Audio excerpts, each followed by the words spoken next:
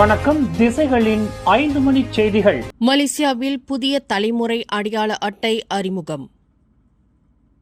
புதிய தலைமுறை மலேசிய அடையாள அட்டைகளை தயாரிப்பதற்காக அரசாங்கத்திற்கு வருடாந்திரமாக 120 மில்லியன் ரிங்கெட் செலவாகும் என உள்துறை அமைச்சர் டத்தோஸ்ரீ சைஃபுடின் நசுட்டியோன் இஸ்மாயில் நாடாளுமன்றத்தில் தெரிவித்துள்ளார். ஆண்டிற்கு சுமார் 30 லட்சம் அடையாள அட்டைகள் விநியோகிக்கப்படும் என்ற கணக்கீட்டின் அடிப்படையில் இந்த மதிப்பீடு செய்யப்பட்டுள்ளதாக அவர் குறிப்பிட்டுள்ளார். இத்திட்டம் வழங்கப்படும் அட்டைகளுக்கு ஏற்ப பணம் செலுத்தும் ஒப்பந்த முறைப்படி செயல்படுத்தப்படுவதால் விண்ணப்பதாரர்களுக்கு வெற்றிகரமாக வழங்கப்படும் ஒவ்வொரு அட்டைக்கும் அரசாங்கம் தலா 40 ரிங்கிட் செலுத்தும் என்று அவர் விளக்கியுள்ளார். புதிய தலைமுறை அடையாள அட்டை அறிமுகப்படுத்தப்பட்டாலும் பொதுமக்கள் செலுத்தும் கட்டணம் 10 ரிங்கெட்டாக எந்த மாற்றமும் இன்றி தொடரும் என்று அவர் உறுதியளித்துள்ளார். 12 வயதை எட்டும் மலேசியர்களுக்கான முதல் முறை விண்ணப்பங்கள் மற்றும் பாதுகாப்பு நிழல்பட அம்சம் இல்லாத பழைய பதிப்பு அட்டைகளை மாற்றுபவர்களுக்கு என இந்த புதிய அடையாள அட்டை படிப்படியாக விநியோகிக்கப்படும் என்றும் தற்போது பொதுமக்கள் பயன்படுத்தி வரும் அடையாள அட்டைகள் தொடர்ந்து செல்லுபடியாகும் என்பதால் அவசரமாக முழுமையாக மாற்றும் திட்டம் ஏதும் இல்லை என்றும் டத்தோஸ்ரீ சைஃபுடின் மேலும் தெரிவித்துள்ளார். 2027 ஆண்டு 1ஆம் வகுப்பில் சேர 6 வயதுடைய மாணவர்களிடமிருந்து எதிர்பார்க்கப்பட்ட 4 லட்சம் விண்ணப்பங்களுக்கு பதிலாக 73,386 விண்ணப்பங்கள் மட்டுமே பெறப்பட்டுள்ளன.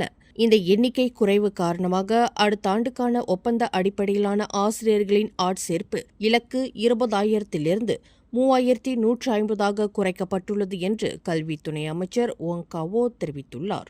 இருப்பினும் 7 வயது மாணவர்களையும் சேர்த்து மொத்தமாக 4,78,419 மாணவர்கள் 1ஆம் வகுப்பில் பதிவு செய்துள்ளனர். இதனால் மாணவர்களின் எண்ணிக்கை அதிகரித்துள்ளதால் ஆசிரியர்களின் பணிச்சுமையை குறைக்கவும் கூடுதல் இடவசதியை உருவாக்கவும் நாடு முழுவதும் உள்ள 838 பள்ளிகளில் 2,596 புதிய வகுப்பறைகள் கட்டப்பட்டு வருவதாக அவர் தெரிவித்தார். மேலும் இந்த தொடக்க பள்ளி சேர்க்கை கட்டாயமற்றது என்றும் மாணவர்களின் பள்ளி தயார் நிலையை அறிய தகுதி சோதனை நடத்தப்படும் என்றும் துணை அமைச்சர் ஓங் காவோ குறிப்பிட்டுள்ளார்.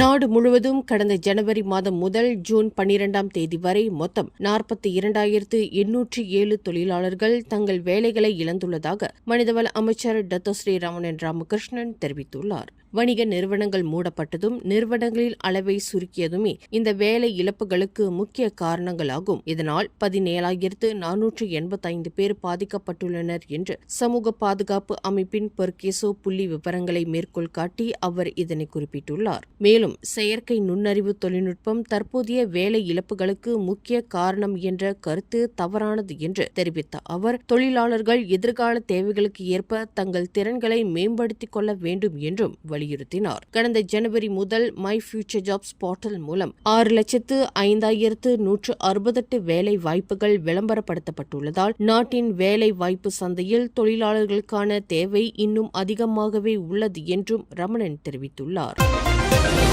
முழுமையான ஆவணங்கள் பெறப்பட்ட 2 அல்லது 3 நாட்களுக்குள் பெரும்பாலான சொக்சோ இழப்பீட்டு கோரிக்கைகள் தீர்த்து வைக்கப்படுவதாக மனிதவள அமைச்சர் டத்தோஸ்ரீ ஆர் ரமணன் தெரிவித்துள்ளார். பாரிசான் நேஷனலின் தம்பின் எம்பி டத்தோ முகமது ஈசா முகமது ஏசா இன்று நாடாளுமன்றத்தில் எழுப்பிய கேள்விக்கு பதிலளித்த டத்தோஸ்ரீ ரமணன் கடந்த ஆண்டு சொக்சோ தனது வாடிக்கையாளர் சாசனம் இலக்குகளை மிக சிறப்பாக எட்டியுள்ளதாக குறிப்பிட்டார். லிண்டோங் புகர்ஜு, லிண்டோங் கிண்டிரி மற்றும் லிண்டோங் காசி ஆகிய திட்டங்களில் சராசரியாக 96.86 விழுக்காடு இலக்கும் வேலை வாய்ப்பு காப்புறுதி திட்டமான லிண்டோங் கிர்ஜாய திட்டத்தில் 99.68 விழுக்காடு இலக்கும் எட்டப்பட்டுள்ளது. தற்போது லிண்டோங் ஃபைடா இணையதளம் மூலம் ஒன் பெஸ்ட் முறை மூலம் கோரிக்கைகள் டிஜிட்டல் மயமாக்கப்பட்டுள்ளதால் இந்த வேகம் சாத்தியமாகியுள்ளது. மேலும் போலி இழப்பீட்டு கோரிக்கைகளை தடுக்க AI தொழில்நுட்பம் மற்றும் கடுமையான சரிபார்ப்பு முறைகள் பயன்படுத்தப்படுவதாகவும் அமைச்சர் டத்தோஸ்ரீ ரமணன் உறுதிப்படுத்தினார். எதிர்காலத்தில் தடையற்ற டோல் சாவடி முறையை செயல்படுத்தும் வகையில் 1.7 பில்லியன் செலவில் புதிய பந்தாய் விரைவுச்சாலை 2 இணைப்பு திட்டம் வடிவமைக்கப்பட்டு வருவதாக IJM கார்ப்பரேஷன் டோல் சாவடி பிரிவின் தலைமை நிர்வாக அதிகாரி சுவா லே ஹூன் தெரிவித்துள்ளார். 2029 அக்டோபருக்குள் நிறைவடையவுள்ள இந்த 6.4 கிலோமீட்டர் நீள விரைவுச்சாலை திட்டம் ஒருவேளை தடையற்ற டோல் சாவடி முறை இறுதி செய்யப்படாவிட்டாலும் பெரிய உள்கட்டமைப்பு மாற்றமின்றி RFID அல்லது டச் அண்ட் கோ முறைகளை பயன்படுத்தும் வசதியை கொண்டுள்ளது. இத்திட்டம் முழுமையடையும் போது பங்சார் சாலையின் போக்குவரத்து நெரிசலை 40 விழுக்காடு வரை குறைத்து பயண நேரத்தை 25 நிமிடங்கள் வரை மிச்சப்படுத்தும் என்று சுவா குறிப்பிட்டுள்ளார். பண்டார் சன்வேயில் வெளிநாட்டு மாணவி ஒருவர் கொலை செய்யப்பட்ட சம்பவத்தின் பின்னணியில் நிதி பிரச்சினை மற்றும் உறவு விவகாரம் இருக்கக்கூடும் என்று போலீசார் தெரிவித்துள்ளனர். உயிரிழந்த மாணவியும் கைது செய்யப்பட்ட அந்த சந்தேக நபரும் 20 வயதுடையவர்கள் என்றும் இருவரும் காதலித்து வந்ததோடு ஒன்றாக ஒரே வீட்டில் வசித்து வந்ததும் முதற்கட்ட விசாரணையில் தெரியவந்துள்ளது என்று ஸ்லாங்கூர் மாநில போலீஸ் தலைவர் டத்தோ ஷசாலி கஹார் தெரிவித்துள்ளார். சடலம் கண்டெடுக்கப்பட்ட சில நிமிடங்களிலேயே அந்த அடுக்குமாடி குடியிருப்பு வளாகத்தில் வைத்து மற்றொரு வெளிநாட்டு மாணவரான சந்தேக நபர் கைது செய்யப்பட்டார். இச்சம்பவத்தில் தொடர்புடைய முக்கிய சந்தேக நபர் இவர் மட்டுமே என்றும் கொலைக்கு பயன்படுத்தப்பட்டதாக கருதப்படும் ஆயுதம் உள்ளிட்ட சில பொருட்கள் பறிமுதல் செய்யப்பட்டுள்ளதாகவும் அவர் குறிப்பிட்டுள்ளார். மாணவியின் உடலில் பல காயங்கள் இருப்பது கண்டறியப்பட்டுள்ள நிலையில் பிரேத பரிசோதனை அறிக்கை வந்த பிறகே முழு விவரங்கள் தெரியவரும் என டத்தோ ஷசலி தெரிவித்துள்ளார். மேலும் இக்கொலை சம்பவம் குறித்து போலீசார் தீவிர விசாரணை நடத்தி வருகின்றனர். பல்நோக்கு பேரங்காடி ஒன்றில் தவறவிடப்பட்ட பணப்பையிலிருந்து 10,000 ரிங்கெட் ரொக்கத்தை திருடியதாக சந்தேகிக்கப்படும் 37 வயது விநியோக பணியாளருக்கு எதிராக கொண்டுவரப்பட்டுள்ள குற்றச்சாட்டு தொடர்பில் மேலும் விசாரணை நடத்துமாறு போலீஸ் துறைக்கு துணை பப்ளிக் பிராசிக்யூட்டர் அலுவலகம் உத்தரவிட்டுள்ளது.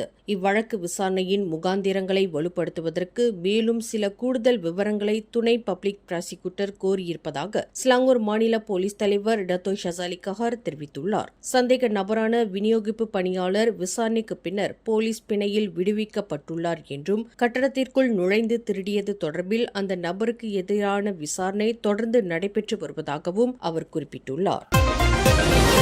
2,50,000 ரிங்கெட்டுக்கும் அதிக மதிப்புள்ள 830 வழக்கு சொத்துகள் குற்றவியல் நடைமுறை சட்டத்தின் கீழ் முறைப்படி அளிக்கப்பட்டுள்ளன. 2024 முதல் தற்போது வரை சட்ட ரீதியாக முழுமையாக விசாரணை முடிவடைந்த 60 விசாரணை அறிக்கைகளுக்கு உட்பட்ட பொருட்கள் இவ்வாறு அளிக்கப்பட்டதாக மாவட்ட போலீஸ் தலைவர் சூப்பரிண்டென்டென்ட் ஹஃபிசுல் ஹெல்மி அம்சா தெரிவித்துள்ளார். அளிக்கப்பட்ட பொருட்களில் சட்டவிரோத பிட்காயின் சுரங்க நடவடிக்கைகளில் பறிமுதல் செய்யப்பட்ட 554 பிட்காயின் இயந்திரங்கள், 24 டெஸ்க்டாப் சுவிட்ச்கள், 24 இணைய ரவுட்டர்கள் மற்றும் 26 கேபிள்கள் ஆகியவை முக்கிய பங்கு வகிக்கின்றன. இது தவிர மோட்டார் சைக்கிள்கள், சூதாட்ட கருவிகள், வரி செலுத்தப்படாத சிகரெட்டுகள் மற்றும் குற்ற செயல்களுக்கு பயன்படுத்தப்பட்ட பல்வேறு உபகரணங்களும் இதில் அடங்கும். இத்தகைய நடவடிக்கைகள் குற்ற செயல்களை ஒடுக்குவதில் போலீசின் வெற்றியை பிரதிபலிப்பதாக ஹஃபிசுல் ஹெல்மி மேலும் குறிப்பிட்டுள்ளார்.